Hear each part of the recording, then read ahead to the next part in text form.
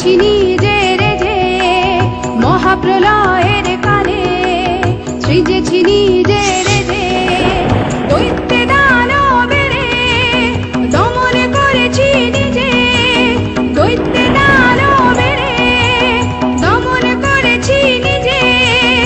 এক হাতে গদাময় আরেক হাতে জিহ্বাটানি, অসুর সংহারিণী, অসুর সংহারিণী, অসুর সংহারিণী।